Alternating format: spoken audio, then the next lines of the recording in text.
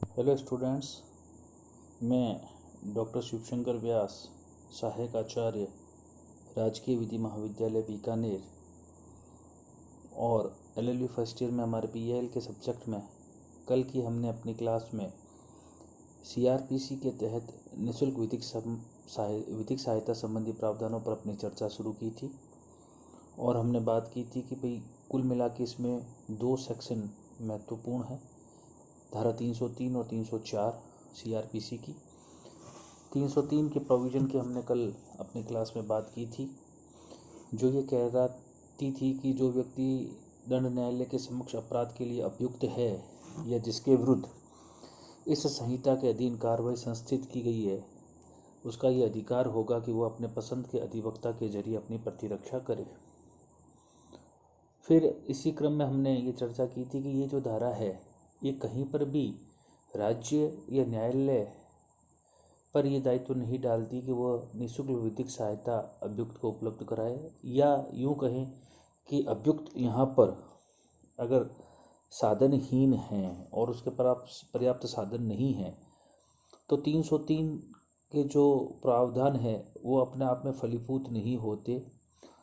क्यों कि जब उसके पास साधन ही नहीं है तो वह अपने पसंद के अधिवक्ता के जरिए अपनी पैरवी किस प्रकार से करेगा। जबकि हम बात कर चुके हमारे संविधान और सीपीसी के प्रावधान, संविधान की हम बात करें तो वहाँ पर ये कहा गया है कि अब अभियुक्त के द्वारा अपनी पसंद के अधिवक्ता से प्रतिरक्षा करने का अधिकार अब उसका एक फंडामेंटल राइट है, अकॉर्डिंग टू आर्टिकल 22 क्लोज 1। तो इसी क्रम में हमने बात की थी कि आज हम 304 की चर्चा करेंगे, यानी कि 303 की जो भावना है कि एक अधिवक्ता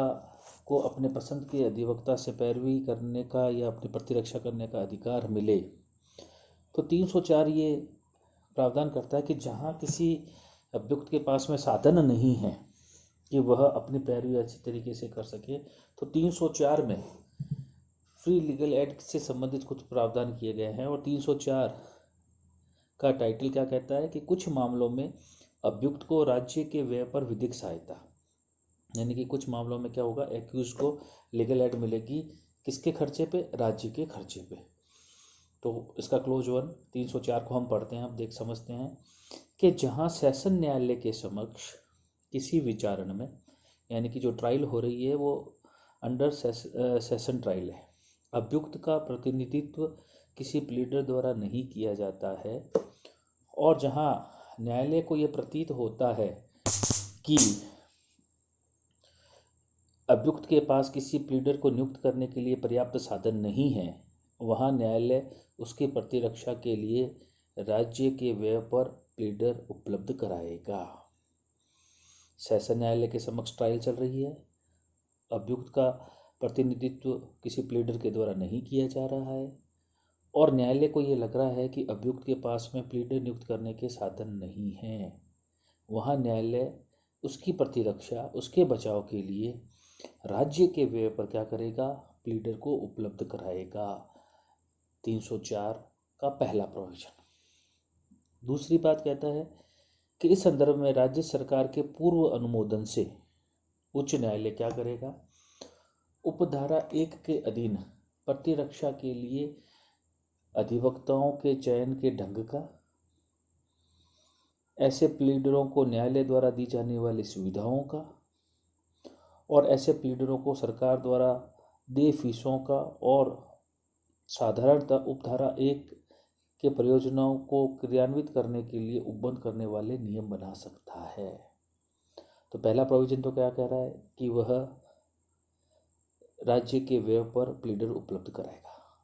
ठीक है साहब, उपलब्ध होगा। अब क्या कह रहा है कि राज्य सरकार के पूर्व अनुमोदन से, यानी कि पहले उससे अनुमोदन करने के पश्चात उच्च न्यायालय क्या करेगा, ऐसे एडवोकेट्स का एक पैनल का निर्धारण करेगा जो इस प्रकार जिनके पास में अपनी पैरवी करने के लिए पर्याप्त साधन नहीं है, उनको सहायता प्रदान करने के लिए अधिवक्ताओं के चयन के ढंग का प्रावधान करेगा। अब ऐसे प्लीडरों को न्यायालय द्वारा दी जाने वाली सुविधाओं का, यानी कि उनको क्या फैसिलिटीज़ मिलेगी, जो इस प्रकार के जो प्लीडर्स होंगे जो सहायता करेंगे ऐसे अभियुक्तों की जिनके पास साधन नहीं है,